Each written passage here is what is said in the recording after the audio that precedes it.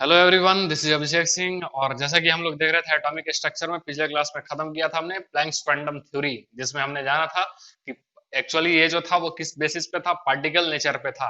ठीक है, लाइट किस नेचर पे हम लोग देखे थे, पार्टिकल नेचर पे देखे थे। और एक फाइनल एक फॉर्मूला आया था, E is equal to n h nu. ठीक है, और क्या लिखे थे, n h nu n H C upon lambda, ऐसे भी हम लोग देखे थे।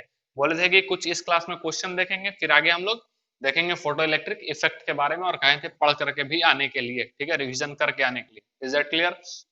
तो क्वेश्चन पहले करेंगे कुछ इससे रिलेटेड। ठीक है, फिर उसके बाद हम लोग आगे बढ़ेंगे। ठीक है, कुछ क्वेश्चंस करते हैं, फिर हम लोग आगे बढ़ते हैं। जैसा कि पहला क्वेश्चन है, calculate energy of photon having wavelength. ठीक है, calculate calculate calculate energy of photons. ठीक है, calculate energy of photon having wavelength. ठीक है, हैविंग वेवलेंथ 3000 एंगस्ट्रॉम। ठीक है, क्या निकालना है, एनर्जी आपका निकालना है। क्या निकालना है, एनर्जी निकालना है। तो एनर्जी इज इक्वल टू क्या पढ़े थे हम लोग, एच न्यू, यही पढ़े थे ना। E इज इक्वल टू क्या पढ़े थे, एच न्यू। क्लियर है, E is equal to h nu. और क्या दिया हुआ आपका, वेवलेंथ दिया हुआ है, यही दिया है ना। तो इसके जगह और हम लोग क्या लिख सकते हैं, एच सी अपॉन लेमडा, ये भी लिख सकते हैं। तो क्या लिख सकते हैं फिर उसके बाद, ये हो जाएगा 6.63 इंटू 10⁻⁻34 जूल सेकेंड। ठीक है, और इंटू क्या हो जाएगा, 3 इंटू 10⁸ मीटर पर सेकेंड। ठीक है, मीटर, और ये सेकेंड है। ठीक है, अपॉन क्या हो जाएगा, लेमडा क्या हुआ 3000, तो 3000 इंटू 10⁻10 मीटर, यही होगा ना। लेमडा दिया हुआ आपका 3000 एंगस्ट्रॉम, तो इसको क्या लिख सकते हैं, 3000 इंटू 10⁻10 किसमें, मीटर में। किसमें आ जाएगा, मीटर में। अब ये किस तरीके से हो जाएगा, ये मीटर मीटर खत्म, सेकंड और ये वाला सेकंड खत्म हो जाएगा आपका। ठीक है, क्योंकि ये तो डिवाइडेड बाय था ना, और ये 3000, ये हम 1000 लिख देते हैं, ये खत्म। ठीक है, और ये चूंकि कितना हो जाएगा, 10⁻7, और 10⁻7 चला जाएगा ऊपर, तो क्या हो जाएगा प्लस में, यानी 10⁻15, यानी लिख सकते हैं 6.63 इंटू 10⁻34। ठीक है, और इंटू कितना हो जाएगा, इंटू 10 ठीक है 15, 10 कितना हो जाएगा 15, और ये क्या बचा, जूल। तो यहां से क्या हो जाएगा, 6.63 इंटू 10⁻⁻19 जूल। कितना हो जाएगा, -19 जूल। ये एनर्जी किस में है, जूल में। ये एनर्जी किस में है, जूल में। यदि हम चाहें तो इसको इलेक्ट्रॉन वोल्ट में भी ले लेंगे। ठीक है, तो ध्यान में रखना है कि 1 इलेक्ट्रॉन वोल्ट में यदि पूछ रहे, यूनिट किस में पूछ रहे, जूल में, इलेक्ट्रॉन वोल्ट में, तो 1 electron volt is equal to 1.67 into 10⁻⁻19 joule होता है। ठीक है, 1.67 या फिर 1.6 भी आपको लिख देगा। ठीक है, 1 पॉइंट या फिर इतना ही लिखे 1.6। ठीक है, 1.6 इंटू 10⁻⁻19 जूल, ऐसा करेंगे। तो यदि हमने को इसमें लेना होगा, किसमें, इलेक्ट्रॉन वोल्ट में, तो फिर क्या हो जाएगा, ये E इज इक्वल टू, ठीक है 6.63 इंटू 10⁻⁻19, और ये क्या हो जाएगा 1.6 इंटू 10⁻⁻19, तो ये खत्म हो जाएगा। तकरीबन आपका 4.7 इलेक्ट्रॉन वोल्ट आएगा। तकरीबन कितना आएगा, 4.7 इलेक्ट्रॉन वोल्ट आपको देखने को मिलेगा। सॉरी, 4.1।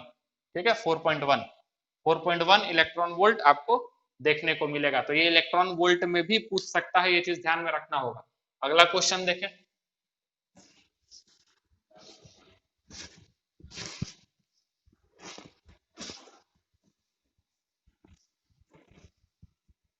ठीक है, नेक्स्ट क्वेश्चन जो है आपका, calculate energy of photon having frequency. ठीक है, कैलकुलेट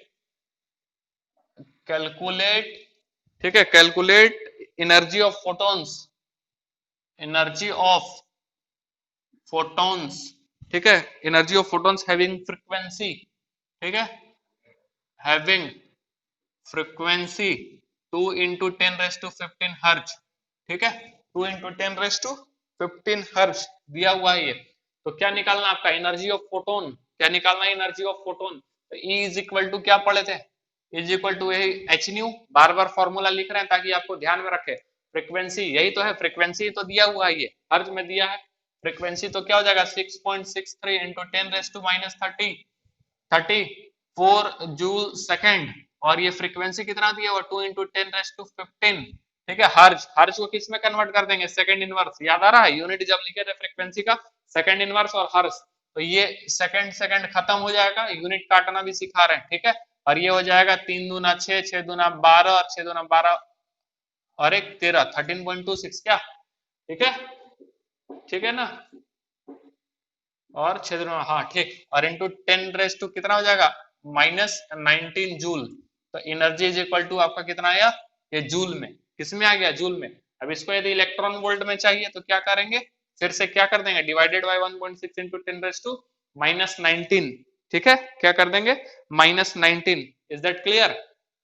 अब क्या पढ़े थे हम लोग कि 1 electron volt 1 ev is equal to 1.6 into 10 - 19 joule, sorry electron volt, ये सॉरी ये तो जूल है ना, हाँ इतना जूल हो जाएगा, ठीक है।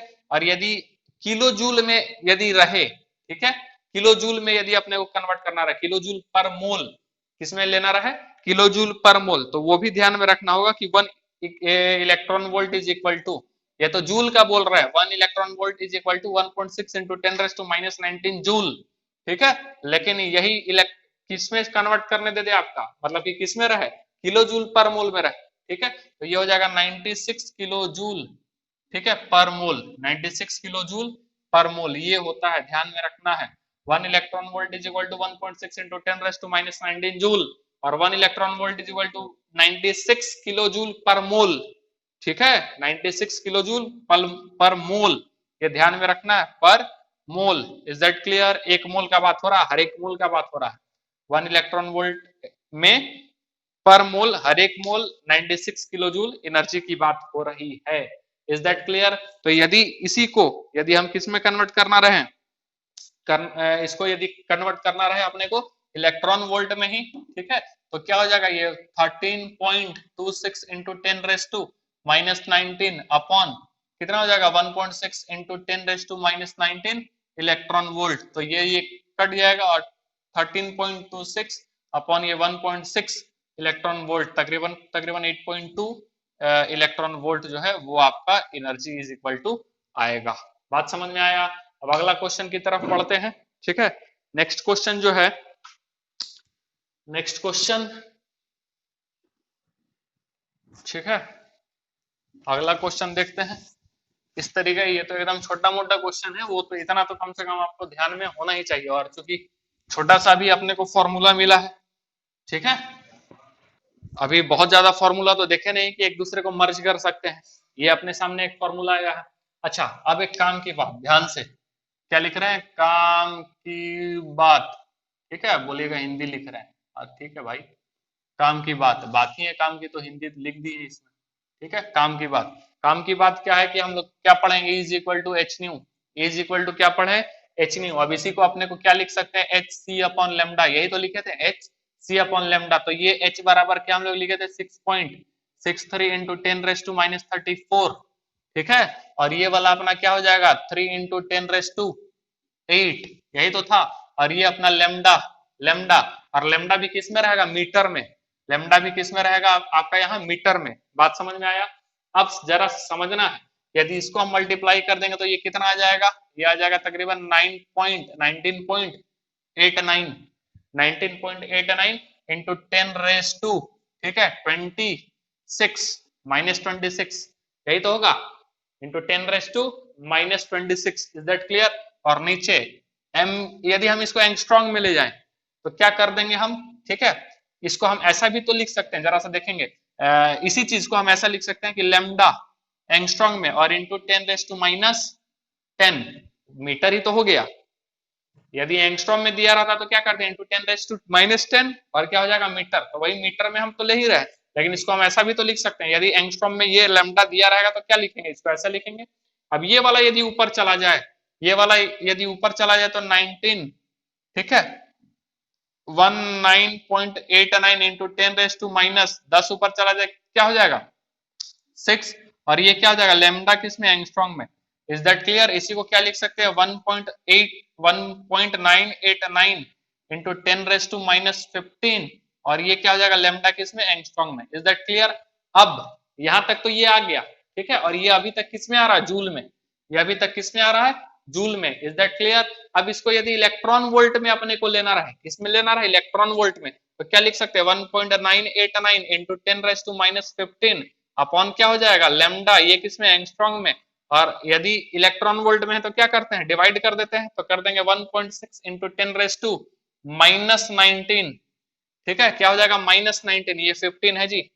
ठीक है, अब ये यदि हम इसको इससे डिवाइड करेंगे, ठीक है, तो ये अप्रोक्स आ जाता है आपका 1.24, ठीक है, 1.24 इंटू 10⁻², ठीक है, 19 ऊपर चला जाएगा, कितना बचेगा, ये तो प्लस चला जाएगा +19, और इधर 15 है, कितना बचेगा 4, कितना बचेगा 4।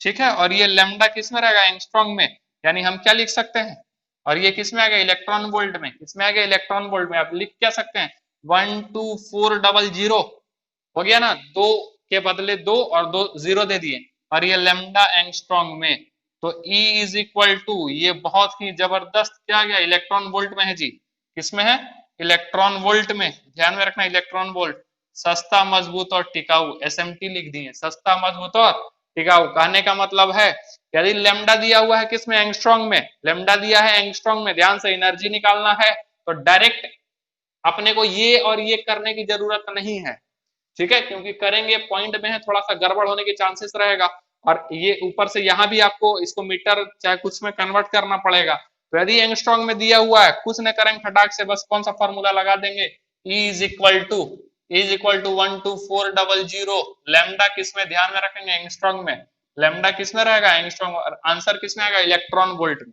आंसर किसमें आएगा इलेक्ट्रॉन वोल्ट में। इज दैट क्लियर, समझ में आ रहा है, और ये तो पहली बात हो गया, ठीक है, काम का बात में ये सबसे पहला बात आपको हम बताएं, E इज इक्वल टू, ठीक है, E is equal to 12400 into upon lambda किसमें एंगस्ट्रॉम में, और ये किसमें इलेक्ट्रॉन वोल्ट में।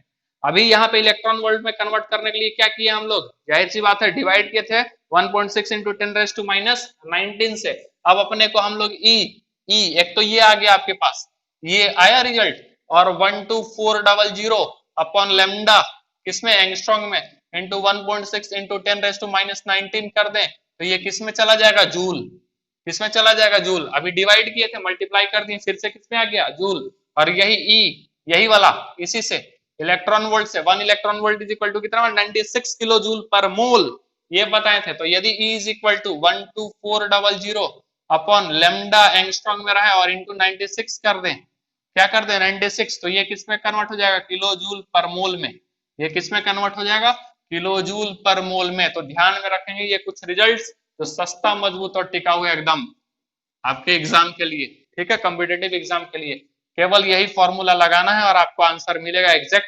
वो जो कैलकुलेशन था दो कांस्टेंट के बीच में H और C के बीच में वो हम लोग हटा दिए हैं और सीधा सीधा आपके सामने ये रिजल्ट लाके के प्रस्तुत किए हैं, जिससे आपको काफी आसानी मिलने वाला है, काफी आसान होने वाला है, ठीक है, तो ये चीज ध्यान में रखेंगे और आगे आप क्वेश्चन करते हैं तब आपको समझ में आएगा कि ये कितना काम का चीज है और कितना समय आपका बचाएगा, ठीक है। तो क्वेश्चन हम लोग लिखेंगे calculate energy of 1 mole of photon, ठीक है, क्वेश्चन क्या है calculate energy of 1 mole of, देखिए 1 मोल पूछ रहा है ना, तो वही किलो जूल पर मोल जो था वही वाला है, वही वाला लगाना है, calculate energy of 1 mole of photon, 1 mole of photon having, ठीक है, हैविंग वेवलेंथ 4100 एंगस्ट्रॉम, ठीक है, हैविंग वेवलेंथ, ठीक है 4100 एंगस्ट्रॉम, वेवलेंथ कितना दिया हुआ यानी लेमडा दिया हुआ 4100 एंगस्ट्रॉम में, निकालना क्या है एनर्जी 1 मोल का, 1 मोल मतलब वही तो निकालते किलो जूल पर मोल का मतलब क्या हुआ 1 मोल का, हर एक मोल का, ठीक है, पर मोल, तो वही कितना मोल का पूछ रहा है 1 मोल का पूछ रहा है, यानी कि डायरेक्ट मल्टीप्लाइड बाय 96, यानी E इज इक्वल टू 12400 कितना दिया हुआ है 4100, ठीक है 4100 किसमें एंगस्ट्रॉम में ही है, और इनटू क्या कर देंगे 96, ये किसमें एंगस्ट्रॉम में ही है ना 96 किलो जूल पर मोल, यही तो आ गया kilo joule per mole. Is that clear, ये वाला किससे कट जाएगा ये इससे, और 41 4 12 3, ठीक है, ये हो जाएगा E is equal to 3 into 96 kilo joule per mole, यानी कि 6 18 के 8 हाथ में बचा 1, 28 किलो जूल पर मोल इसमें आ गया। अब इससे यदि इलेक्ट्रॉन वोल्ट बोले डिवाइड कर दीजिए, कुछ भी कर दीजिए, ठीक है। तो आप इससे भी जिससे चाहे आप कन्वर्ट करके आंसर ला सकते हैं। Is that clear? अब अगला क्वेश्चन देखते हैं, ठीक है। तो यहां से पूरा समय बचा, अभी H और जो C था उसका मल्टीप्लाई करने से बच गए, फिर आगे कैलकुलेशन करते हैं तो वो हो सकता है थोड़ा सा आपको टफ जाता या आंसर गलत आने के चांसेस बढ़ जाते हैं, ठीक है। आंसर गलत आने के चांसेस बढ़ते हैं।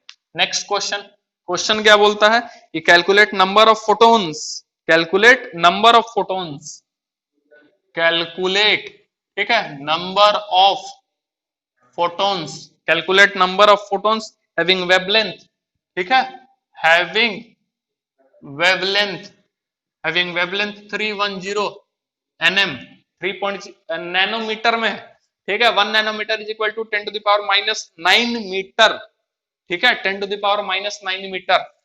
और ये कितना है nanometre, which are required to obtain, ठीक है, which are required to obtain, ठीक है, which are required to obtain energy of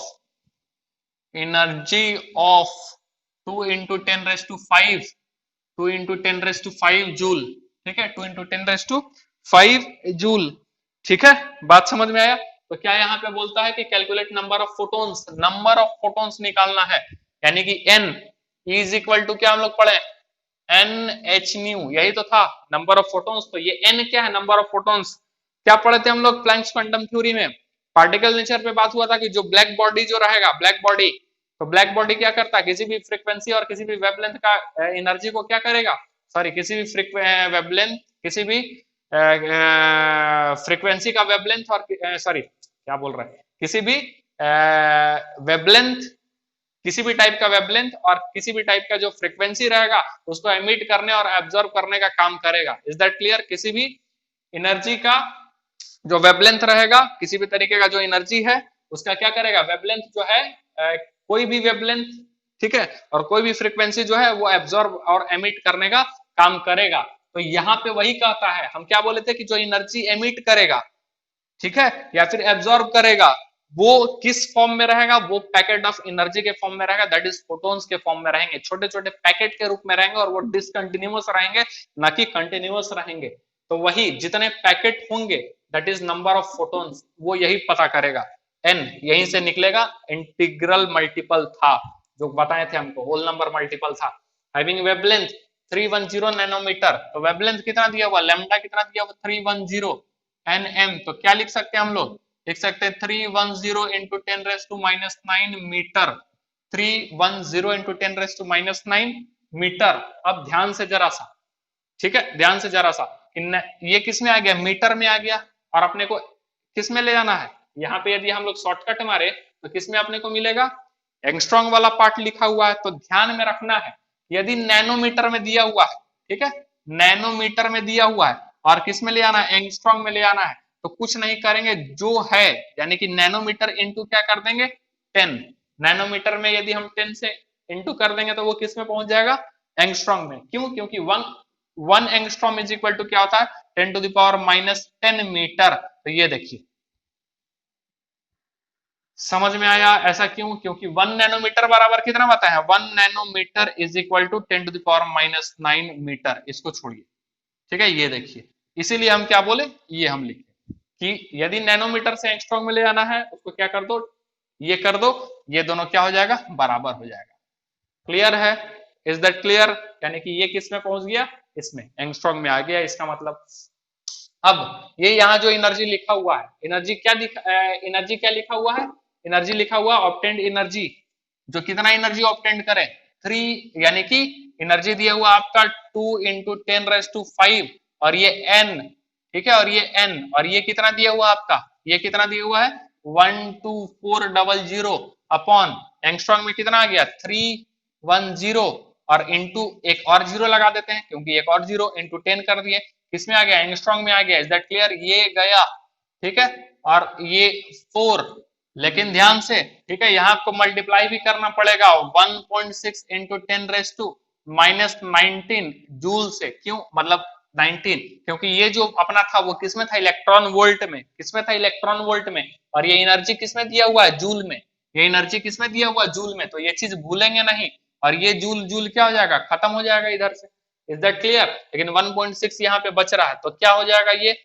n is equal to, n is equal to क्या हो जाएगा, ये दोनों पार्ट नीचे आ जाएगा, यानी कि 2 इंटू 10⁵ और अपॉन आ जाएगा ये 4 इंटू 1.6, यही तो बचेगा 4 इंटू 1.6 और इंटू 10⁻⁻19, ठीक है, तो n इज इक्वल टू क्या हो जाएगा, ये हो जाएगा 2, ठीक है, और 16 दूना 32 यानी कि 3.2, इसको हम क्या लिख सकते हैं, और ये ऊपर चला जाएगा 19 यानी कि हो जाएगा 23, तो लिख सकते हैं क्या जरा अच्छे से, ये लिखे 10 और इंटू 10⁻², ये 19 चला गया ऊपर, प्लस 19 हो जाएगा, और 5 24 और एक हटा दिए तो 23 अपॉन क्या हो जाएगा 3.2, यही तो आ जाएगा 3.2, और थोड़ा सा हम इसको चाहें तो ये वाला पॉइंट हटा दें और यहाँ पे एक जीरो लगा दें, ठीक है, अब उसको हम क्या कर दें, डिवाइड कर दें, ठीक है, सॉरी अब हम इसको डिवाइड कर देंगे, तो डिवाइड करने पे कितना आंसर आ जाएगा 3.125, ठीक है, ये आ जाएगा आपका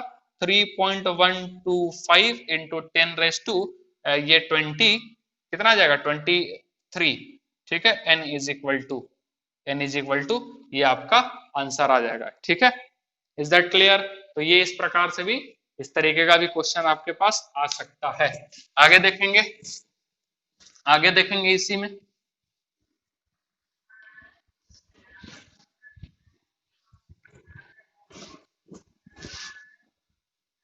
ठीक है, आगे देखे calculate ratio of energy, question है calculate, calculate ratio of energy, calculate ratio of energy of photon, of of photon having, having wavelength, ठीक है, हैविंग वेवलेंथ, ठीक, वेवलेंथ, हैविंग वेवलेंथ 2000, ठीक है, 2000 एंगस्ट्रॉम टू, ठीक है, 2000 एंगस्ट्रॉम एंड 4000 एंगस्ट्रॉम, बोल रहा है इसका क्या आपको कैलकुलेट करना, रेशियो, ठीक है, ये दोनों जो वेवलेंथ दिया हुआ है, ठीक है, वेवलेंथ जो दिया हुआ है, इस वेवलेंथ पे तो एनर्जी, फोटोन का जो एनर्जी होगा, यानी इस वेवलेंथ पे कुछ एनर्जी और होगा और इस वेवलेंथ पे एनर्जी कुछ और होगा, इज दैट क्लियर, तो इन दोनों वेवलेंथ पे जो एनर्जी होगा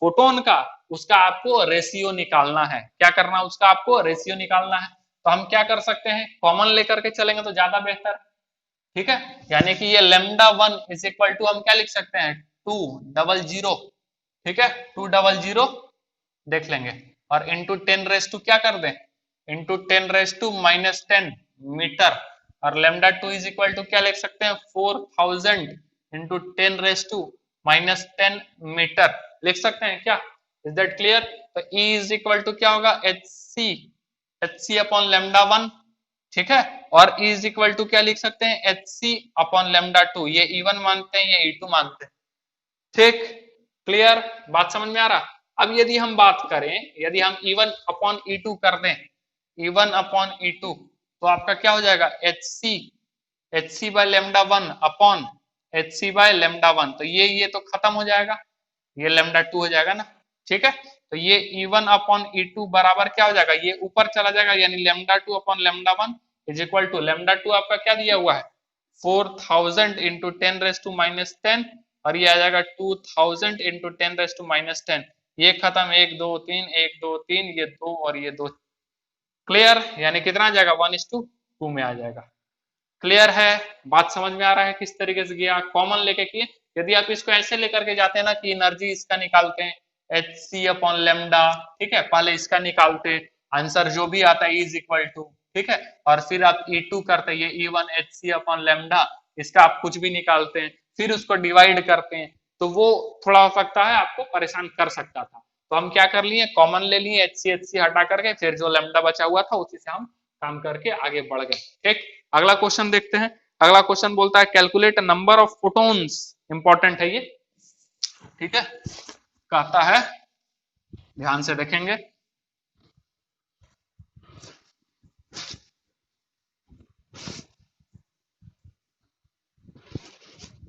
क्वेश्चन कहता है calculate number of photons, calculate number of photons emitted पर सेकेंड।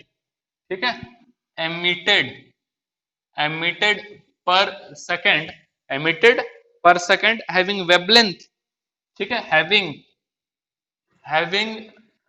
वेवलेंथ।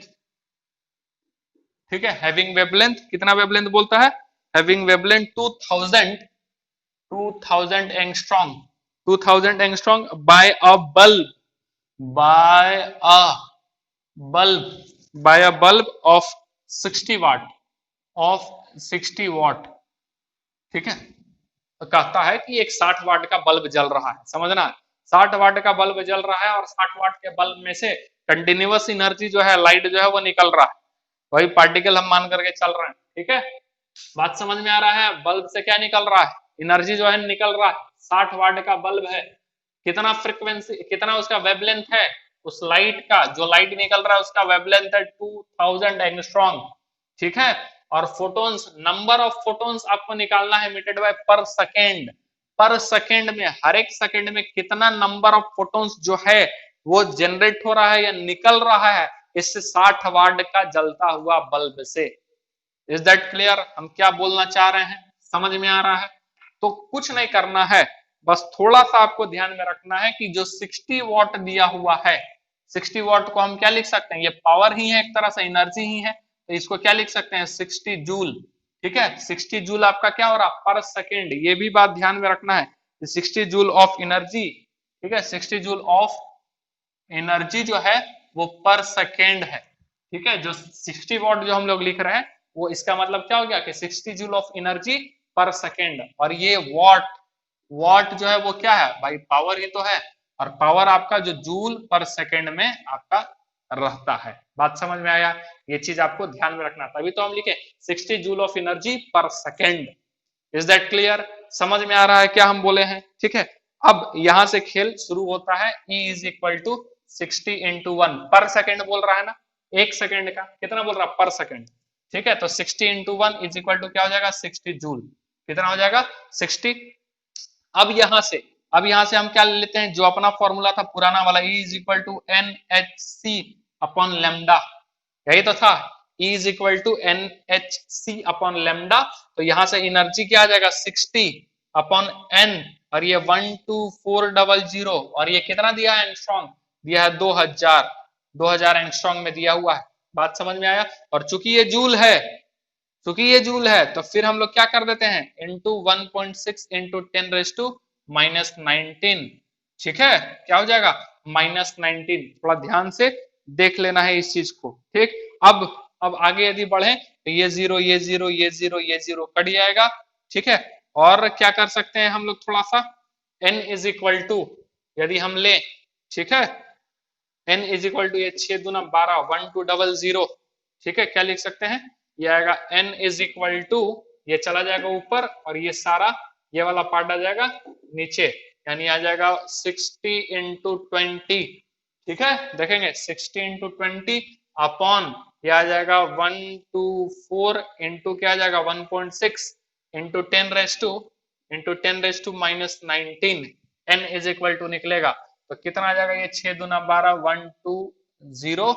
ठीक है, और ये डबल जीरो आ जाएगा, ये 124, और ये 1.6, और ये ऊपर भेज दे 10⁻19, 10 क्या आ जाएगा 19। अब इसको यदि कैलकुलेट करेंगे ना, तो कैलकुलेट करने के बाद ये आपका आएगा 6.25। ठीक है, कितना आ जाएगा 6.25 इंटू 10⁻⁻19, ये n का वैल्यू आया, समझ में आया n का वैल्यू। तो ये थोड़ा सा ध्यान में रखेंगे, इसको किस तरीके से हम लोग किए हैं।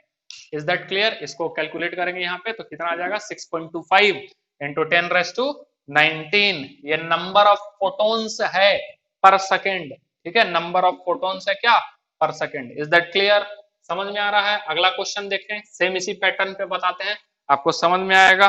ठीक,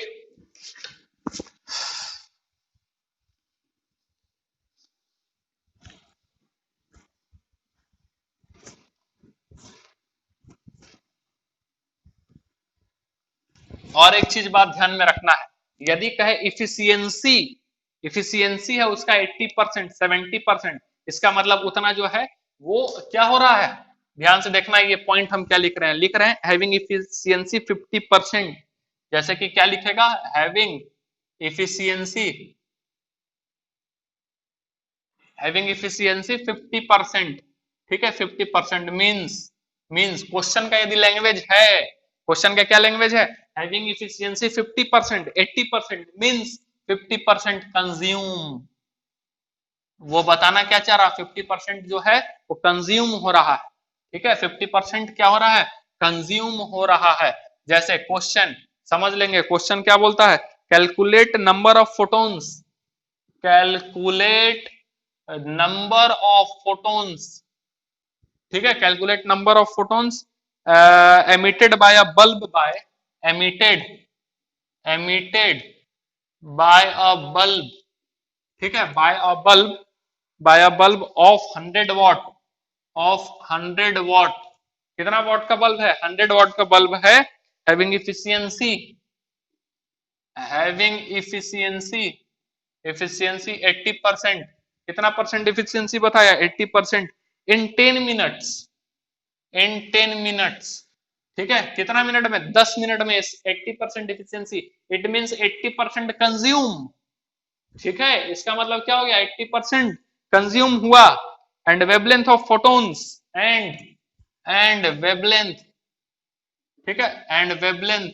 ऑफ फोटोन्स, ऑफ फोटोन्स कितना दिया हुआ है भाई, wavelength of photons 310 nm, nanometre दे दिया, फिर से अब नैनोमीटर से एंगस्ट्रॉम में ले आने के लिए क्या करेंगे, क्या करेंगे, केवल और केवल 10 से मल्टीप्लाई कर देंगे और कुछ नहीं करेंगे, परेशान होने की बात नहीं है। अब यहाँ पे 80% कंजम्पशन का मतलब क्या दे रहा है, 100 वॉट का बल्ब है ना, तो क्या लिख सकते हैं, 100 वॉट का बल्ब जो है इनटू कितना परसेंट कंजम्पशन हो रहा है, 80% कंजम्पशन, तो परसेंट में तो क्या लिख देंगे, 100, ठीक है, और यहाँ पे टाइम कितना दिया, 10 मिनट, वहां पे पर सेकेंड था, इसलिए क्या किए थे, 60 इंटू क्या कर दिए थे, ये पहले किए थे ना, याद आपको होगा कि E इज इक्वल टू क्या कर दिए थे, वो 60 जूल लिखे थे, वॉट वाला, याद आ रहा है, तो क्या किए थे 60 इंटू 1, तो ये पर सेकेंड था इसीलिए, ठीक है। अब यहाँ पे क्या बोल रहा है, कितना ले रहा है यहाँ पे, 100 वॉट का बल्ब है, इनटू कंजम्पशन हो रहा है 80%, तो 80 अपॉन 100, और कितना मिनट में, 10 मिनट में, तो 10 मिनट में कितना सेकेंड, 600, ये क्या है बेटा, सेकेंड, ठीक है, क्लियर है, तो ये तो खत्म हो जाएगा, और 8 यानी क्या हो जाएगा, 48, और ये 1 2 3, ये किस में आ जाएगा आपका, जूल, एनर्जी जो है वो ये है, इज दैट क्लियर। अब क्या बोल रहा, फोटोन्स इतना नैनोमीटर, यानी ई इज इक्वल टू क्या, N H C upon lambda, ठीक है, N H C upon lambda, number of photons ही निकालना है, एनर्जी दिया 4.8 इंटू 10⁻², लिख सकते हैं क्या, लिख सकते हैं, एकदम लिख सकते हैं, is equal to n12400 upon lambda, कितना आ गया यहाँ पे, लेमडा दिया है 3100, क्यों, क्योंकि एंगस्ट्रॉम में ले रहे हैं हम लोग, और इंटू कर देंगे 1.6 इंटू इंटू 10⁻⁻19, क्यों भाई, क्योंकि उधर भी जूल है, इधर भी जूल है, तो ये जूल जूल खत्म हो जाएगा, समझ में आ रहा है मेरा बात, और ये क्या हो जाएगा, ये 0 0 0 0 खत्म, ये 31 से ये आ जाएगा 4 टाइम्स में, क्लियर है, समझ में आ रहा, और ये 1.6 ये 3 टाइम्स में, 3 टाइम्स में, क्लियर है, तो n बराबर क्या हो जाएगा, ये अभी बचा हुआ है ध्यान में, तो n बराबर क्या हो जाएगा, ये पार्ट नीचे, ठीक है, यानी कि n बराबर हो जाएगा ये 3 इंटू और डिवाइडेड बाय ये आ जाएगा 4 इंटू 10⁻⁻19, तो इसको थोड़ा सा यदि हम ऊपर लिख दे, ठीक है, ऊपर लिख दे, तो और हम क्या लिख सकते हैं, n इज इक्वल टू 30/4 लिख सकते हैं क्या, क्या बोले थे, न्यूमरेटर को बड़ा कर देना तब कंफ्यूजन, 30/4, तो 10⁻³ बचा, 10⁻³ और ऊपर +19 हो जाएगा, दैट मीन्स कि 10⁻22, sorry +22 into 10⁻22, is that clear, ठीक है, क्लियर है, और ये क्या हो जाएगा, कितना हो जाएगा, 4 सत्ते 28, 2 4 5 20.5, यानी n is equal to 7.5 into 10⁻²2, ये आपका आया नंबर ऑफ फोटॉन्स। ये क्या आ गया आपका नंबर ऑफ फोटॉन 7.5 इंटू 10⁻²2। बात समझ में आया? क्लियर है क्या चल रहा है? ठीक है, अब आगे देखें।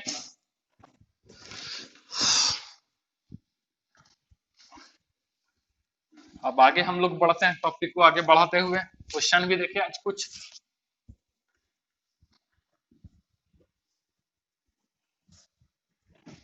अब समझना है टर्म को, कुछ टर्म को समझना है। देखिए क्या हम बताना चाह रहे हैं, जैसे कि, ठीक है, जैसे ध्यान से देखेंगे उसके बाद की बात।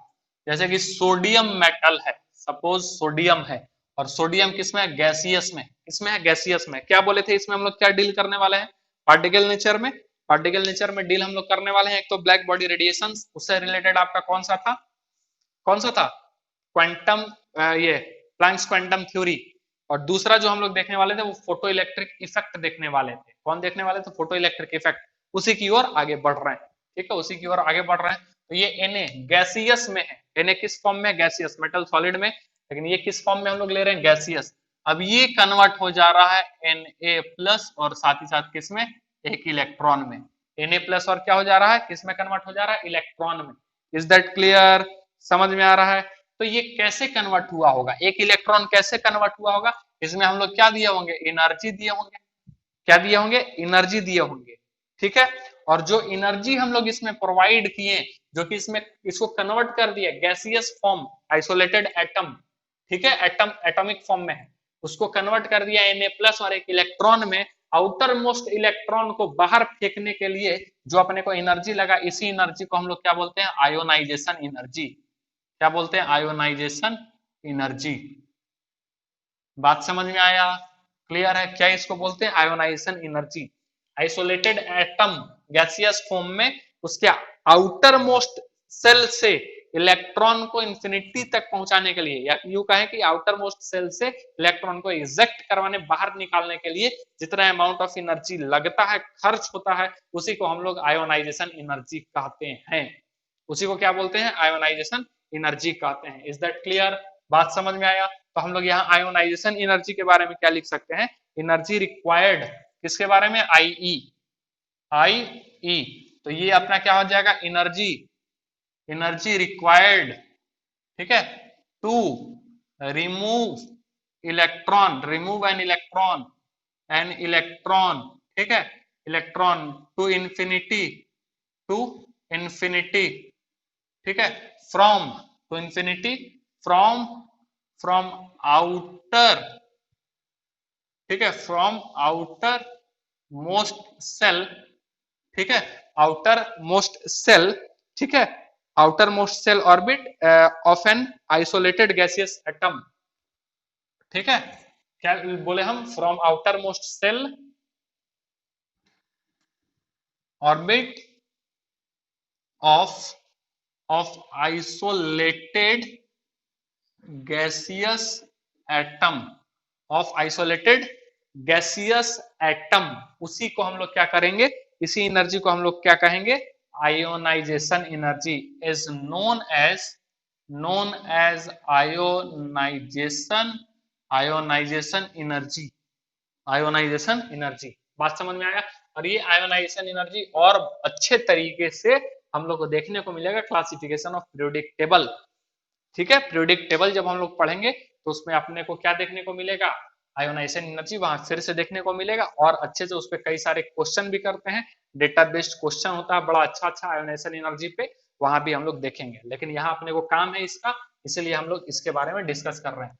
तो क्या बोला? एनर्जी रिक्वायर्ड, एनर्जी क्या रहेगा? रिक्वायर्ड, एनर्जी रिक्वायर्ड रहेगा किस चीज की? तो इलेक्ट्रॉन को बाहर फेंक निकालने के लिए जो एनर्जी अमाउंट ऑफ लगेगा, किससे? आउटर मोस्ट सेल से, किनारे वाले सेल से। ये सोडियम का है, इलेक्ट्रॉन अंदर में भी है, लेकिन इस इलेक्ट्रॉन को निकालने में gaseous phase, isolated atom, isolated atom मतलब सिंपल, केवल एक एटम अलग सा, आइसोलेटेड एटम गैसियस फेज में, फिर से सुन ले, आइसोलेटेड एटम गैसियस फेज में आउटर मोस्ट सेल से इलेक्ट्रॉन बाहर करने में जितना अमाउंट ऑफ एनर्जी लगता है, उसी को क्या कहेंगे? Ionization energy.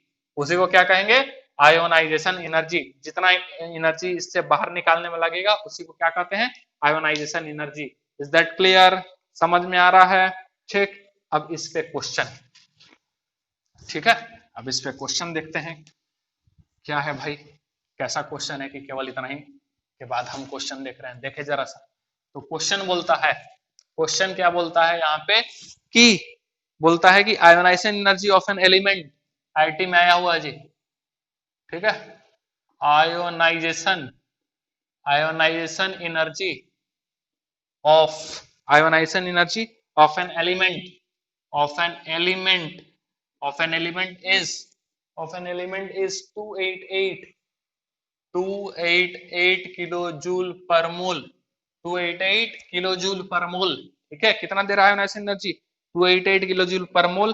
Calculate wavelength of photon, ठीक है, कैलकुलेट, कैलकुलेट, ठीक है, wavelength, wavelength of photons, calculate wavelength of photons, ठीक है, required to just ionize the element, required to just ionize, ionize the element, ionize the atom, ये सही है, atom, ठीक है। यानी कि क्या बोला, ionization energy of an element इतना दिया है, आयोनाइजेशन एनर्जी इतना दिया है। आयोनाइजेशन एनर्जी मतलब कि वो मिनिमम एनर्जी हो गया एक तरह से, ठीक है, या कह सकते हैं कि वो एनर्जी जिससे इलेक्ट्रॉन इजेक्ट आउट हो जाए आउटर मोस्ट सेल से, तो वो दे दिया है, इतना है। तो कहता है कैलकुलेट करो वेवलेंथ, वेवलेंथ कैलकुलेट करना है किसका, उस फोटोन्स का, फोटोन्स का, required to just ionize the atom, just ionize the atom, ठीक है। यानी कि ये जो एनर्जी दिया हुआ है जिससे क्या हो गया, आयोनाइजेशन एनर्जी है, वही तो एनर्जी है जिसमें क्या हुआ, इलेक्ट्रॉन बस इजेक्ट आउट हुआ है, तो इसके रेस्पेक्ट से इसका वेवलेंथ नहीं निकल जाएगा, एकदम आसान सा चीज है, ठीक है, वेवलेंथ ऑफ फोटोन। तो हम लोग क्या करेंगे, ठीक है, तो हम लोग क्या करेंगे, क्या बोला है, जस्ट आयोनाइज, जस्ट आयोनाइज। तो जस्ट आयोनाइज का मतलब क्या कि यही अपना मान लेते हैं इलेक्ट्रॉन यहाँ पे है, ठीक है, तो इतना ही एनर्जी देना है, यही वाला एनर्जी, जिससे क्या होगा, इलेक्ट्रॉन बाहर निकल जाए, इलेक्ट्रॉन क्या हो जाए, इजेक्ट आउट हो जाए, बाहर निकल जाए, जस्ट आयोनाइज। क्या बोला, जस्ट आयोनाइज। तो अपने को क्या है, एनर्जी यहाँ कितना दिया हुआ है, is equal to 288 kilo joule per mole, 288 kilo joule per मोल। अब वेवलेंथ निकालना है तो लेमडा इज इक्वल टू, ठीक है, या ई इज इक्वल टू हम लोग क्या देखेंगे, किलो जूल पर मोल में है ना, किलो जूल पर मोल में है, इसका मतलब ये क्या हो जाएगा, ये क्या हो जाएगा, फिर कितना दिया हुआ वेवलेंथ, सॉरी वेवलेंथ निकालना है ना, तो इसको हम क्या लिख सकते हैं, एच सी अपॉन लेमडा, यही तो था, एच सी अपॉन लेमडा। तो ई इज इक्वल टू क्या था, 12400 अपॉन ये क्या था, लेमडा, और ये किस में था, एंगस्ट्रॉम में, और ये टोटल वैल्यू किस में था, इलेक्ट्रॉन वोल्ट में, इलेक्ट्रॉन वोल्ट में। इसको कर दे किलो जूल पर मोल में, इस साइड वाला तो क्या हो जाएगा 96 से इंटू कर दिए थे, अब ये वाला लिखेंगे 288 इंटू क्या हो जाएगा, is equal to, sorry, is equal to 12400 upon lambda किस में, एंगस्ट्रॉम में, और इंटू ये क्या हो जाएगा 96। अब ये लेमडा इज इक्वल टू क्या हो जाएगा, और लेमडा किस में आ गया, एंगस्ट्रॉम में, ठीक है, ये क्या आ जाएगा 12400 अपॉन 288 और इंटू क्या आ जाएगा 96, ठीक है, 9 चौके 36, 9, ये कितने बार में कट जाएगा, ठीक है, 3 टाइम्स में, क्या 3 टाइम्स में, और ये कट जाएगा 3 के 12, ठीक है, एक सेकेंड, 12400 है ना, और ये आ गया आपका 3, ठीक है, ये 3 टाइम्स में गया, और ये क्या है आपका, तो लेमडा इधर लिख दे क्या थोड़ा सा, हाँ इधर लिख देते हैं, तो लेमडा इज इक्वल टू क्या आ जाएगा 12400 अपॉन क्या बचा 3, तो कितना टाइम्स में कट जाएगा, कटेगा ना 3 चके 12, ठीक है, और 133, ये आपका exact lambda is equal to क्या आ जाएगा 4133 एंगस्ट्रॉम, ये बात ध्यान में रखना है, ठीक है। तो ये आपका रहा आंसर 4133 एंगस्ट्रॉम, ठीक है, ठीक है। अब थोड़ा और आगे हम लोग बढ़ते हैं, एक टर्म और जानते हैं, ये क्या जान गए हम लोग, आयोनाइजेशन एनर्जी।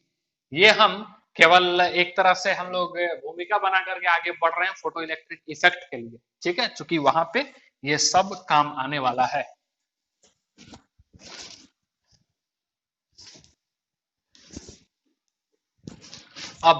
अब देखने जा रहे हैं थोड़ा सा बॉन्ड एनर्जी, ठीक है, एंड काइनेटिक एनर्जी। ठीक है, bond energy and kinetic energy, बात को समझना है क्या चल रहा है। जैसे ये मान लेते हैं कोई मॉलिक्यूल है A2, कौन सा मॉलिक्यूल है, मान लेते हैं A2, क्लियर। अब ये A2 में ये बॉन्ड हम ऐसे दिखा रहे हैं AA। अब इसको क्या कर दिए, कुछ एनर्जी दिए, यहां से क्या करती है एनर्जी, और एनर्जी ये किस फॉर्म में हुआ, फोटोन्स के फॉर्म में। किस फॉर्म में हुआ, फोटोन्स के फॉर्म में, ठीक है। और यही एनर्जी को हम क्या लिख दिए, ईपी, क्या लिखे, ईपी, दैट इज क्या हो गया, फोटोन्स के टर्म में एनर्जी क्या हो गया, energy of photons, energy of photons हम दिए यहाँ पे, ठीक है, दैट इज ईपी। ईपी याद रखना, ईपी जब भी लिखेंगे आप एनर्जी ऑफ फोटोन्स होगा। अब ये जो है बॉन्ड ब्रेक हो गया, और ये किसमें हो गया, ए प्लस ए में कन्वर्ट हो गया।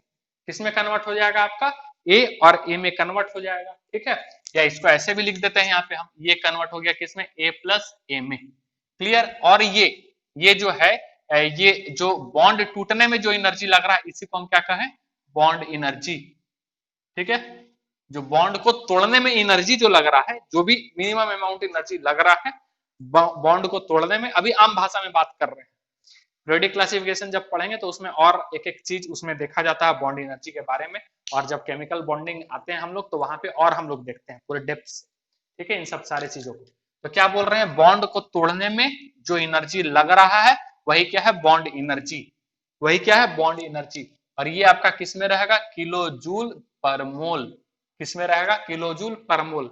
हर एक मोल के लिए जो है जितना किलो जूल एनर्जी लगने वाला है एक बॉन्ड को तोड़ने के लिए, उसी को हम लोग क्या बोलेंगे, बॉन्ड एनर्जी। क्या बोलेंगे हम लोग, बॉन्ड एनर्जी। सिंपल, बॉन्ड को तोड़ने के लिए जितना अमाउंट ऑफ एनर्जी लगता है that is called bond energy.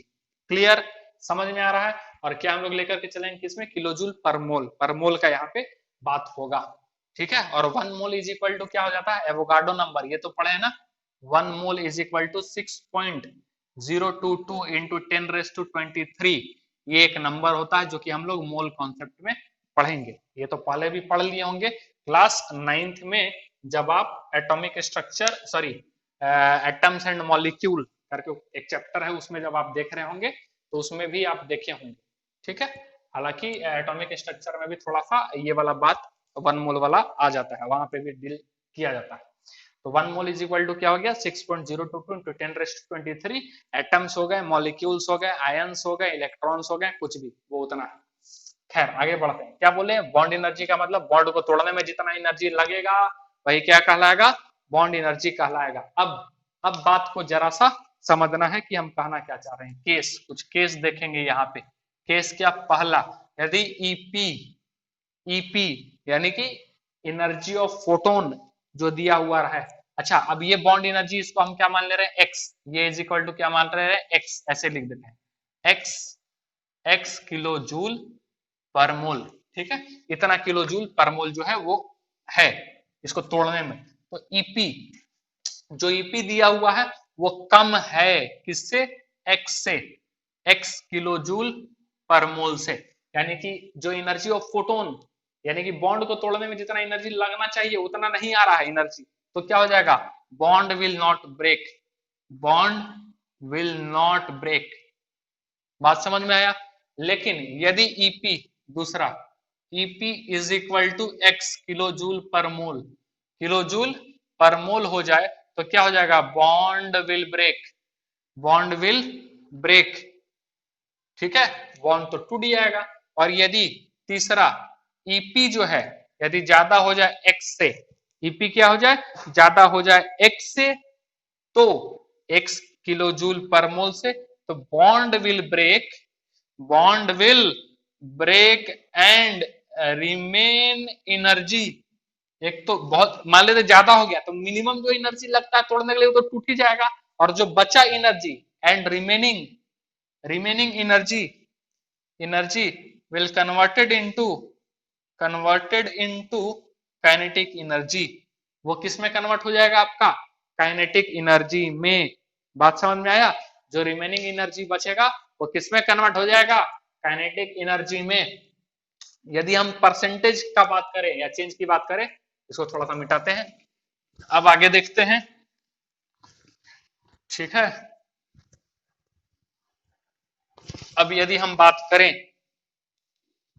क्या बोले हम कि जो बचा हुआ एनर्जी रहेगा, जितना एनर्जी तोड़ने में लगा वो हो गया, बचा हुआ एनर्जी किस में कन्वर्ट हो जाएगा, काइनेटिक एनर्जी में। अब यहां हम बात करेंगे परसेंटेज में। ठीक है, percent of energy converted kinetic energy, percent of energy converted into kinetic energy, कितना एनर्जी जो है वो काइनेटिक एनर्जी में कन्वर्ट हो रहा है। तो ईपी, ईपी जो जितना ईपी है यानी कि जितना एनर्जी आ रहा है उससे क्या कर देंगे माइनस, माइनस क्या कर देंगे एक्स, एक्स क्या था जो एनर्जी बॉन्ड को तोड़ने में लग रहा था, और माइनस क्या हो जाएगा ईपी, और इनटू क्या हो जाएगा 100, माइनस क्या हो जाएगा आपका ईपी और क्या हो जाएगा 100। ये परसेंटेज निकल जाएगा आपका कि कितना परसेंट एनर्जी जो है वो कन्वर्ट हो जा रहा है काइनेटिक एनर्जी में। इज दैट क्लियर, समझ में आ रहा है? अब अब बात का समझना है। क्वेश्चन अब यहाँ पे हम देखते हैं, ये क्या देखते हैं क्वेश्चन, क्या बोलता है क्वेश्चन कि bond energy of a substance, bond energy, bond energy of a substance. ठीक है, बॉन्ड एनर्जी कितना दे रहा है एक का 384 किलो जूल पर मोल, 384 किलो जूल पर मोल, 384 किलो जूल पर मोल। और पहला बोल रहा है, इसमें पहला बोल रहा है कैलकुलेट, कैलकुलेट, ठीक है, calculate wavelength of photons, calculate wavelength, wavelength of photons, photons, calculate wavelength of photons required to break, required to required to break bond of the substance, bond of the substance। ठीक है, यानी कोई मान लेते हैं molecule है, उसका जो बॉन्ड एनर्जी है वो कितना दिया हुआ 384 किलो जूल पर मोल, तो उसका क्या आपको कैलकुलेट करना है वेवलेंथ, क्या कैलकुलेट करना है वेवलेंथ। बड़ा ही आसान सा है, फिर से यानी कि हम क्या करेंगे 384 यही है ना kilo joule per mole, kilo joule per mole is equal to wavelength निकालना है तो क्या हो जाएगा 12400, और ये वेवलेंथ किस में एंगस्ट्रॉम में, और इनटू क्या हो जाएगा 96 kilo joule, kilo joule per मोल। ये खत्म हो जाएगा ना, बात समझ में आ रहा है, 6 चक्के 24, ठीक है, ये 4 टाइम्स में हो जाएगा क्या, 4 टाइम्स में। ठीक है, और यहाँ लेमडा इज इक्वल टू क्या आएगा एंगस्ट्रॉम में 12400 अपॉन ये आ जाएगा 4। ठीक है 4, तो ये 4 तिया 12 और ये 1 और ये 00, यानी कि lambda is equal to 3100 angstrom. ये आ गया आपका पहला। इज दैट क्लियर, ये क्या आ जाएगा पहला।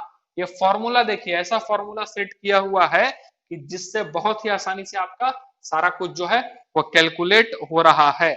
और एक बात ध्यान में रखना है कि ये एनर्जी जो है, एनर्जी किस क्या है, ये आयोनाइजेशन एनर्जी।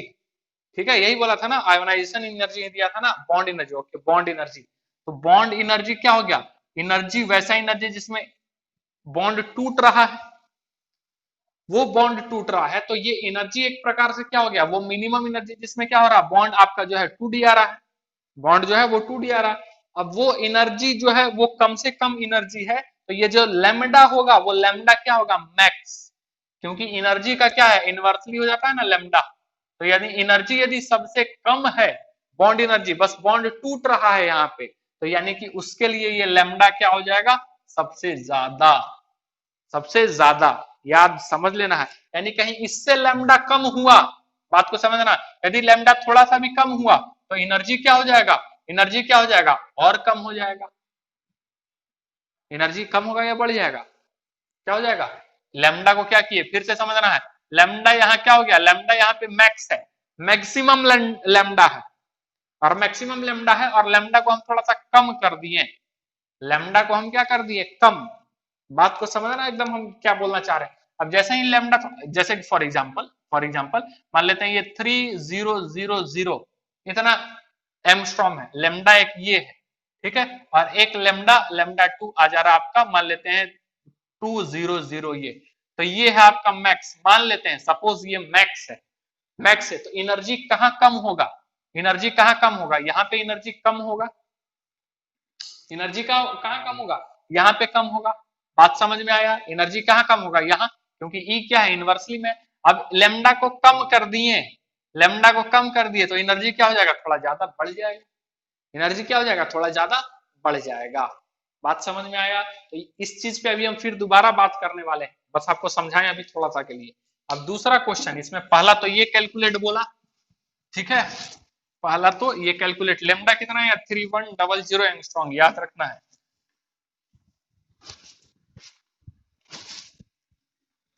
लेमडा क्या है, 3100 एंगस्ट्रॉम। दूसरा बोलता है कि इफ वेवलेंथ ऑफ फोटोन, दूसरा, if wavelength wavelength of photons, if wavelength of photons कितना दिया हुआ, 2400 एंगस्ट्रॉम, ठीक है, दूसरा बोलता है 2400 angstrom, then what percent of energy, then then what percent of energy, then what percent of energy, ठीक है, what percent of energy of photon is converted into, what percent of energy of photon is converted into kinetic energy, कितना percent जो है, wavelength कितना दिया हुआ है, इतना इतना दिया हुआ है, तो बोलता है कितना परसेंट जो है वो एनर्जी कन्वर्ट हो जाएगा किसमें, काइनेटिक एनर्जी में। तो परसेंटेज वाला क्या था, परसेंटेज क्या निकाले थे, ईपी, ठीक है, माइनस एक्स अपॉन क्या था, ईपी इंटू क्या था, 100, यही तो परसेंट निकाले थे, यही परसेंट निकाले थे ना जी। तो आपका क्या दिया हुआ है, ईपी, सबसे पहले क्या निकालना पड़ेगा अपने को, ईपी, यही है ना एनर्जी ऑफ फोटोन, तो वेवलेंथ दिया हुआ है, तो एनर्जी ऑफ फोटोन ईपी बराबर क्या हो जाएगा, ईपी बराबर 12400 अपॉन कितना है, 2400, तो ये खत्म हो जाएगा, ठीक है, बात समझ में आ रहा है, और ये आ जाएगा आपका 5.3 इलेक्ट्रॉन वोल्ट, ईपी बराबर कितना आ गया, 5.3 इलेक्ट्रॉन वोल्ट। अब जैसे ही ईपी आया, क्या आ गया, ईपी आ गया, आप यहाँ पे सॉरी 5 आ जाएगा ना, 5 इलेक्ट्रॉन वोल्ट। तो ईपी यहाँ आने के बाद आप क्या कर सकते हैं, आप ईपी आने के बाद ये किलो जूल, ये वाला जो परसेंटेज जो निकल रहा था वो किसमें निकल रहा था, किलो जूल, तो इलेक्ट्रॉन वोल्ट से हम लोग क्या करेंगे, 5 इंटू 96 किलो जूल, ठीक है, पर सॉरी हाँ 96 किलो जूल पर मोल, तो ये कितना आ जाएगा, 6×5 = 30, 0 हाथ में बचा 3, 45 3 48, 480 किलो जूल पर मोल, इतना आ गया, ईपी कितना निकल गया, ईपी बराबर 480 किलो जूल पर मोल। अब हम लोग क्या करेंगे, यहाँ पे परसेंटेज निकालेंगे, ठीक है, तो परसेंटेज कितना, परसेंटेज क्या हो जाएगा, ईपी माइनस एक्स, ठीक है, तो ईपी, ईपी कितना आपका है, ईपी निकालें 480 माइनस, माइनस एक्स कौन सा है भाई, एक्स मिनिमम एनर्जी था, याद है, तो इससे पहले वाला जो क्वेश्चन में निकाले थे कितना आंसर आया था वो, उसके आधार पर आ गया था आपका 348, 348, ठीक है, और ये आपका आ जाएगा कितना, 480, और इनटू क्या आ जाएगा 100, तो ये माइनस करने पे आपका जो डायरेक्ट आंसर आ रहा है वो कितना आ रहा है, 20%, ठीक है, 20%, ये कितना परसेंट आएगा, 20%, तो ध्यान में रखना है कितना परसेंट आ गया, 20%, इज दैट क्लियर, जो एनर्जी कन्वर्ट हो गया है काइनेटिक एनर्जी में, यानी कि हम लिख सकते हैं कि 80% जो है energy will consume, will consume, ठीक है, और 80% एनर्जी क्या हुआ है, कंज्यूम हुआ है इन in bond energy, bond energy में कितना परसेंट एनर्जी कंज्यूम हो गया है, 80, और जो एनर्जी काइनेटिक एनर्जी में कन्वर्ट हुआ है वो कितना परसेंट है, केवल और केवल 20% ही है, कितना परसेंट है, केवल और केवल 20% है। समझ में आ रहा है कॉन्सेप्ट, किस तरीके से हम लोग आगे बढ़ रहे हैं, और देखें आपको और क्लियर होगा किस तरीके से जा रहा है। ठीक, तो इतना होने के बाद अब हम लोग आगे बढ़ेंगे फोटो इलेक्ट्रिक इफेक्ट के लिए, ठीक है,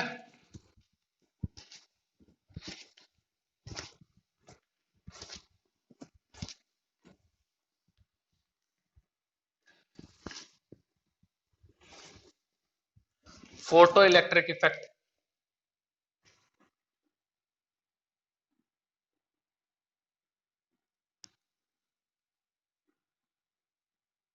फोटो इलेक्ट्रिक इफेक्ट बेसिकली क्या होता है? फोटो इलेक्ट्रिक इफेक्ट, फोटो मतलब क्या है? लाइट से ही रिलेटेड है ना फोटो। ठीक है, फोटो मतलब क्या होता है? वही लाइट। अब ये क्या किया गया कि चैम्बर ले लिया गया, ठीक है, वही वैक्यूम ट्यूब, इलेक्ट्रोड, ठीक, ये इधर से ये आ गया बैटरी, ठीक है, और यहाँ पे एक लगा हुआ एमीटर, क्या लगा हुआ है? एमीटर।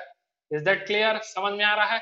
और यहाँ पे ये बड़ा वाला है, इसका मतलब ये क्या आएगा? निगेटिव वाला, ठीक है, निगेटिव, सॉरी पॉजिटिव ना, इसको थोड़ा सा हम कन्वर्ट कर देंगे, ये छोटा और ये बड़ा, तो ये किस में हो जाएगा? पॉजिटिव, और पॉजिटिव क्या हो जाएगा? एनोड। ये किस में आ जाएगा? एनोड। और ये हम ले लेते हैं निगेटिव वाला है, निगेटिव आ जाएगा आपका कैथोड। कैथोड, तो कैथोड जो इसमें रहेगा, ध्यान से समझना, कैथोड जो रहेगा वो हम लोग ले लेंगे, उसके ऊपर हम लोग लेयर बैठा देंगे। किसका लेयर बैठा देंगे? तो सीजियम मेटल का। सीजियम मेटल का क्या बैठा देंगे? लेयर बैठा देंगे। ये जो हम इलेक्ट्रोड लिए हैं, ये जो मेटल इलेक्ट्रोड है, उसके ऊपर क्या करेंगे? सीजियम मेटल का लेयर बिठा देंगे, और क्या करेंगे? इलेक्ट्रिक करंट पास करेंगे। इलेक्ट्रिक करंट पास करेंगे, बात समझना है जरा सा, ये वाला केवल सर्किट दिया हुआ है, यहां से कुछ हो नहीं रहा, ठीक है।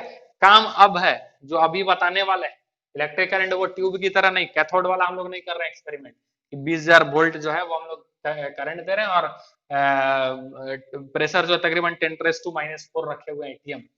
अब क्या होगा? यहां से हम लोग एनर्जी प्रोवाइड कर रहे हैं। क्या प्रोवाइड कर रहे हैं? Energy, energy, energy. और ये एनर्जी किस टर्म में है?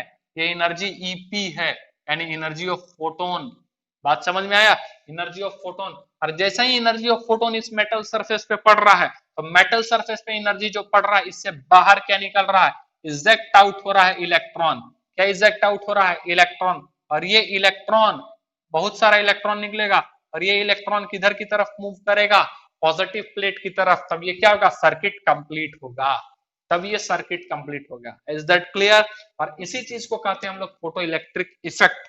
क्या बोलते हैं? Photo electric effect. जब एक मेटल सरफेस से, जब एक मेटल सरफेस पे हम लोग रेडिएशन यानी कि एनर्जी जब हम लोग उस पर छोड़ेंगे, तो वो जो मेटल है वो आसानी से, यानी कि वो कह सकते हैं कि वो जो मेटल है उसे इलेक्ट्रॉन इजेक्ट आउट हो, इजेक्ट आउट हो। और यदि ऐसा हो रहा है, कंप्लीट आपको ये इस तरीके से नजर आ रहा है, सर्किट कंप्लीट हो रहा है, इसी चीज को हम लोग क्या बोलते हैं? Photo electric effect. उसी चीज को क्या बोलते हैं? Photo electric effect. हालांकि हम यहाँ पे वैसे मेटल इलेक्ट्रोड का यहाँ पे इस्तेमाल करेंगे, कैथोड, ठीक है, वैसे मेटल का इस्तेमाल करेंगे जिससे, जिसके आउटर मोस्ट इलेक्ट्रॉन से आसानी से इलेक्ट्रॉन इजेक्ट आउट हो जाए, यानी आयोनाइज हो जाए। Is that clear? तो आयोनाइजेशन एनर्जी पढ़ाएं अभी थोड़ी देर पहले। तो कौन सा मेटल होगा जनरली जो इस्तेमाल होता है? वो सबसे आसानी से किसमें निकलेगा? सीजियम, क्योंकि साइज भी बड़ा होता है। सीजियम का क्यों? क्योंकि साइज इसका बहुत बड़ा होता है, यानी कि इस न्यूक्लियस से इस इलेक्ट्रॉन का फोर्स ऑफ अट्रैक्शन बहुत कम होता है, जिसके कारण ये इलेक्ट्रॉन बड़े ही आसानी से मिनिमम एनर्जी पे इजेक्ट आउट हो जाता है। इसके जगह पे हम लोग पोटेशियम भी इस्तेमाल कर सकते हैं, ठीक है, पीटी भी इस्तेमाल कर सकते हैं, जेडन भी इस्तेमाल कर सकते हैं, ठीक, लेकिन इन सब में बहुत ज्यादा एनर्जी, हाई एनर्जी की जरूरत पड़ती है। तो सबसे आसानी से कौन सा होगा? सीजियम। इसीलिए क्या किया मेटल सरफेस पे, क्या डाले? एनर्जी। एनर्जी किस फॉर्म में? एनर्जी फोटोन के फॉर्म में डाले, पैकेट ऑफ एनर्जी, रेडिएशन, ठीक है। तो ये क्या हो जाएगा? इलेक्ट्रॉन इजेक्ट आउट करेगा, सर्किट को कंप्लीट कर रहा है। और ये इजेक्ट आउट होना इलेक्ट्रॉन का मेटल सरफेस से, इलेक्ट्रॉन इजेक्ट आउट होना मेटल सरफेस पे आउटर मोस्ट सेल से, इसी चीज को हम लोग क्या बोलते हैं? जब ये बाहर निकलता है, इधर की ओर भागेगा एनोड की तरफ, सर्किट कंप्लीट होगा एमीटर से, अपने को समझ में भी आएगा। तो ये क्या होता है? इसी चीज को क्या बोलते हैं? Photo electric effect. Photo electric effect. और जो इलेक्ट्रॉन्स जो बाहर निकलते हैं, इसको कहते हैं फोटो इलेक्ट्रॉन्स। फोटो इलेक्ट्रॉन्स, ठीक है, फोटो इलेक्ट्रॉन्स इसको कहा जाता है। और ये क्या हो जाता है? Photoelectric cell. Photoelectric cell, इसको क्या बोलते हैं? Photoelectric cell. Is that clear? समझ में आ रहा है क्या चल रहा है? क्लियर है? यानी कि अब हम लोग इसमें क्या लिखेंगे? Emission of electron. क्या लिख सकते हैं? एमिशन ऑफ इलेक्ट्रॉन, ठीक है, फोटो इलेक्ट्रिक सेल, ठीक है। क्या लिख सकते हैं हम लोग? Emission of electron from the surface of metal, from the surface of metal, ठीक है। क्या बोले? Emission of electron from the surface of metal by falling photons, by, ठीक है, by falling, ठीक है, photons, by falling photons, ठीक है, of suitable energy wavelength, of suitable energy या फिर wavelength, wavelength is called photoelectric effect, ठीक है, is called photoelectric effect, ठीक है, is called photoelectric effect, and the electrons, ठीक है, the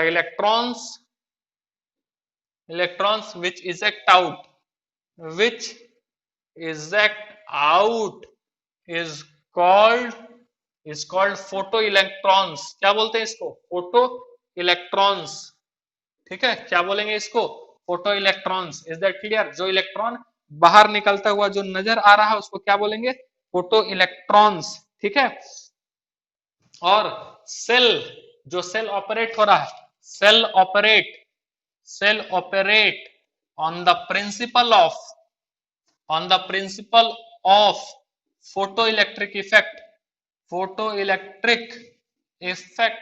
ठीक है, is called photoelectric cell, photoelectric cell, उसको क्या बोलेंगे हम लोग, फोटो इलेक्ट्रिक सेल, ठीक है। वैसा सेल जो कि ऑपरेट हो रहा है on the principle of photo electric effect is called, क्या कहलाएगा, फोटो सेल, ठीक है।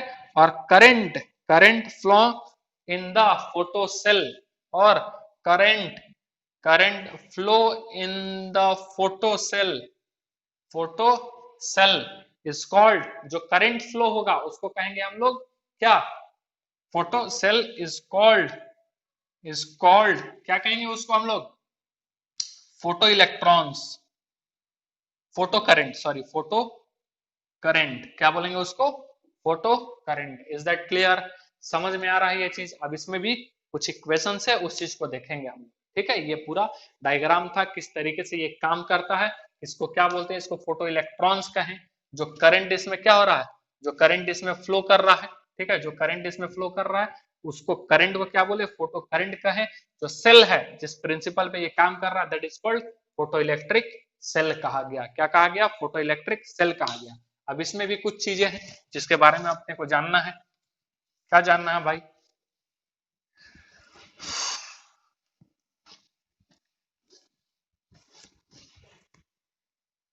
ठीक है, ध्यान में रखना है। और भी मेटल हो सकते हैं लेकिन सीजियम में बड़े आसानी से इलेक्ट्रॉन जो है इजेक्ट आउट होगा, बड़े आसानी से इजेक्ट आउट होगा। अब हम लोग जानेंगे work function of the metal. किसके बारे में जानेंगे, वर्क फंक्शन जिसको हम लोग इसे फाई से डिनोट करते हैं, work function of the metal. Work function of the metal किसको है, किसको कहते हैं, मिनिमम एनर्जी, ठीक है, मिनिमम एनर्जी रिक्वायर्ड, ठीक है, minimum energy required to eject out the electrons from the metal surface, is known as work function,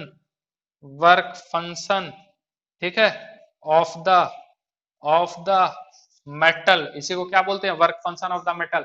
minimum energy जिससे बस इलेक्ट्रॉन इजेक्ट आउट हो जाए, बस इलेक्ट्रॉन क्या हो जाए, इजेक्ट आउट हो जाए, उसी मिनिमम एनर्जी को क्या बोला जाता है, वर्क फंक्शन। क्या बोलते हैं, वर्क फंक्शन ऑफ मेटल। और हर एक मेटल के लिए वर्क फंक्शन जो होगा वो अलग अलग होगा, क्योंकि डिपेंड करेगा कितना आसानी से उससे इलेक्ट्रॉन जो है इजेक्ट आउट हो जा रहा है, ठीक है। फॉर एवरी एलिमेंट या कह सकते हैं for every metal value of work function is different, ठीक है, वो भी ध्यान में रखना है। अलग अलग एटम, अलग अलग मेटल के साथ जो उसका वर्क फंक्शन होगा वो क्या होगा, डिफरेंट हो जाएगा। बात समझ में आ गया? अब एनर्जी ऑफ फोटोन, ठीक है, बात जरा सा यहां भी समझना है कि एनर्जी ऑफ फोटोन को किससे डिनोट कर रहे हैं, ईपी से। किससे डिनोट कर रहे हैं, ईपी से। अब केस जरा सा इसमें देखेंगे, यदि ईपी एनर्जी ऑफ फोटोन जो हम लोग दे रहे हैं, एनर्जी ऑफ फोटोन जो दे रहे हैं वो कम हो गया किससे? वर्क फंक्शन से। वर्क फंक्शन यानी कि जिस एनर्जी में इलेक्ट्रॉन इजेक्ट आउट हो जा रहा है, और ईपी जो दिए हम लोग वो क्या हो जा रहा है? कम है। ठीक है, तो क्या हो जाएगा? Electron will not eject, electron will not eject, electron eject ही नहीं होगा। लेकिन ईपी यदि है वो ज्यादा है या इक्वल है, थोड़ा सा ज्यादा हो या इक्वल हो, ठीक है, किससे? वर्क फंक्शन से, तो क्या बोलेंगे? Electron will eject, electron will eject. अभी बॉन्ड एनर्जी वाला सब पढ़ाए थे ना, देख रहे हैं, सब काम आ रहा है ना। यदि ईपी बहुत ज्यादा हो जाए, ठीक है, किससे? वर्क फंक्शन से, तो क्या बोलेंगे? Electron will eject, electron will eject and extra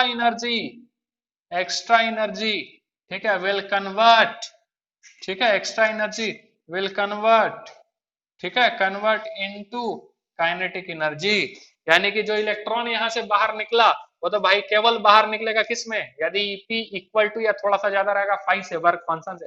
लेकिन कुछ ज्यादा एनर्जी दे दोगे ना, तो ये इलेक्ट्रॉन फिर किसमें कन्वर्ट हो जाएगा? इलेक्ट्रॉन जो बाहर निकला वो किसमें कन्वर्ट हो जाएगा? केवल इजेक्ट आउट नहीं होगा, उसमें फिर से आ जाएगा काइनेटिक एनर्जी। बात समझ में आया? वो किसमें आ जाएगा? क्या हो जाएगा उसमें? डेवलप हो जाएगा kinetic energy. Is that clear? तो ये केस जो है यहां तक करके आना है, फिर अगले क्लास में हम लोग इसको कंटिन्यू करेंगे, इसके कुछ और चीजों को बताएंगे, थोड़ा सा और है, और उसके बाद फिर हम लोग क्या पढ़ेंगे? Bohr model. ठीक, तो अगले सेशन में हम लोग फिर से मिलते हैं। आई होप आज का सेशन आपको अच्छा लगा होगा। Thank you so much.